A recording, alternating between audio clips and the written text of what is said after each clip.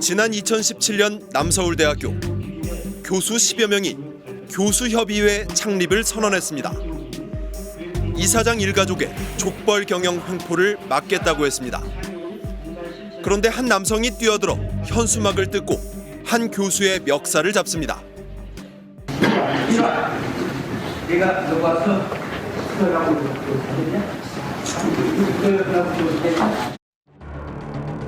남서울대 설립자 이재식 이사장입니다. 남서울대는 이재식 이사장 친인척들이 학교 주요 보직을 맡고 있습니다. 아들은 부총장입니다. 조카 사위와 며느리, 누나의 손자, 손녀, 처형의 손자까지 모두 11명이 학교 교직원입니다. 이런 69명이 지금 정규 직원인데 그중에 한 10명 정도가 가족으로 또 그 이상이 될 수도 있고 힘 있는 오너나 이런 사람들에게 잘 보이는 게 중요한 거죠. 그래야 승진도 하고 그러는 거니까. 스트레이트는 전국 292개 사립대에 정보 공개를 청구했습니다. 정보를 공개한 학교 253개 중 재단 이사장, 이사, 총장, 부총장, 핵심 4자리에 설립자 친인척이 한 명이라도 있는 학교는 전체의 42%였습니다. 동서울대학교는 설립자 아들 2명이 이사장과 총장이었고 손자 2명이 이사와 부총장입니다. 한국영상대는 설립자 본인이 총장, 아들은 부총장, 아내와 며느리가 이사를 맡고 있습니다. 고려대와 광운대, 동아대 등 39곳은 정보 공개를 거부했습니다. 재단과 학교 직원 가운데 재단 이사 친인척은 남서울대가 11명, 마산대가 10명, 한서대 송원대가 9명, 동덕여대와 영진전문대가 8명 순입니다.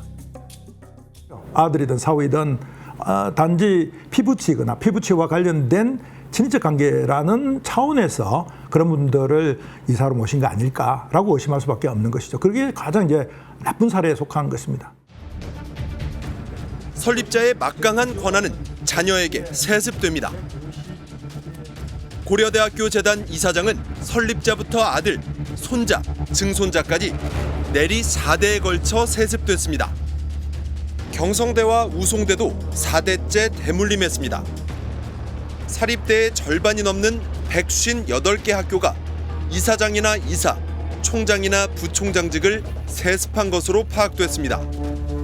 4대 세습은 3곳, 3대 세습은 43곳, 2대는 104곳, 부부나 형제가 이어받는 경우도 8곳이었습니다. 네, 사학은 실질적인 상속이지만은 세금 내는 게 전혀 없거든요. 그러니까는 기업에 비해서 훨씬 부와 권력을 세습하는데 아주 유리한 게 바로 사학이라고 볼 수 있겠죠. 상당수는 장기 집권입니다. 호남대 이사장의 재임 기간은 2차례에 걸쳐 39년, 한림대 이사장과 남서울대 이사장은 연속으로 각각 35년, 31년입니다.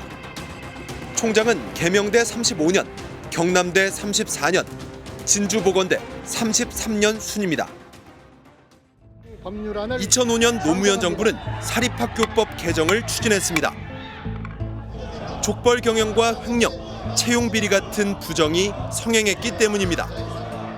개방형 이사제와 대학 평의원의 도입, 총장 중임 제한, 이사장의 배우자나 직계 가족의 총장 임명 금지 등이 담겼습니다. 하지만 엄청난 저항에 부딪혔습니다. 보수단체와 종교계, 그리고 당시 야당인 한나라당이 촛불 시위와 장외투쟁을 이어갔습니다. 당시 박근혜 대표를 비롯해 나경원 의원 등이 모두 사학재단 설립자 일가였습니다.